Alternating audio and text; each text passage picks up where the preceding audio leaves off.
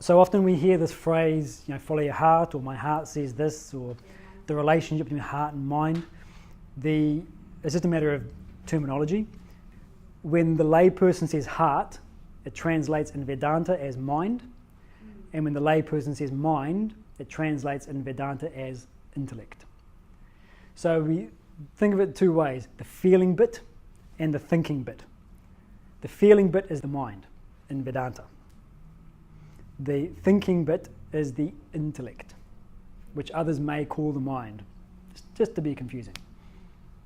So the idea of following your heart, Vedanta very, very powerfully says follow your heart.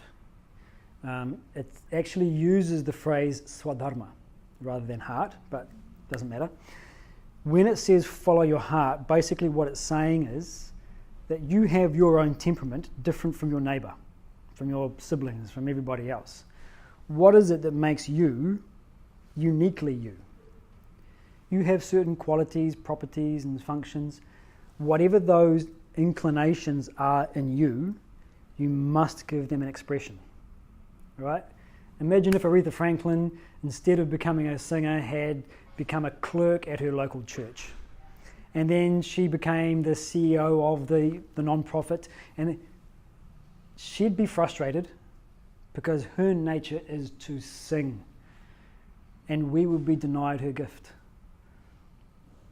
So this is the most important thing. If we don't allow our natural temperament a free expression, we experience a life that is cramped, constrained, and frustrating.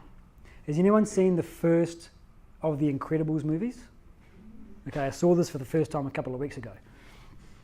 There is a wonderful image in there of Mr. Incredible. After they've been told you can't be incredible anymore, he's going to work in an insurance company, right? You see an image of him driving home. What does he look like? He's hunched over, he's cramped in this tiny little car. He's clearly miserable. This is an analogy for my life if I'm not allowing my swadharma expression. I feel cramped, I feel constrained, frustrated and miserable all through my life. And my poor kids, my poor spouse, my poor friends, my poor community has to suffer all of my negative emotions because I've put myself in an environment that is not suitable for my temperament. You take someone who's loud and outgoing and say you have to work in a library. You take someone who's shy, quiet and loves books and say, oh, you're our new HR person, you're going to give all of our HR presentations.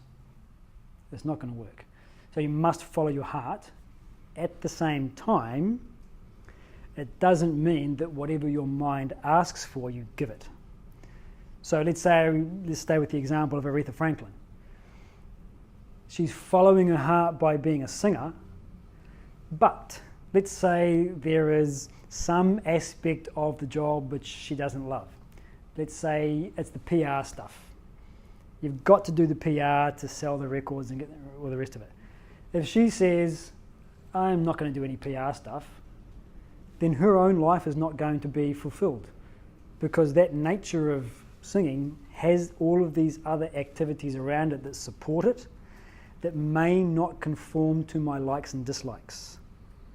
So we have to be very careful with this idea. You must give your predominant nature an expression in a reasonable field of activity, but once you're in that field of activity, don't let your likes and dislikes choose what to do and what not to do.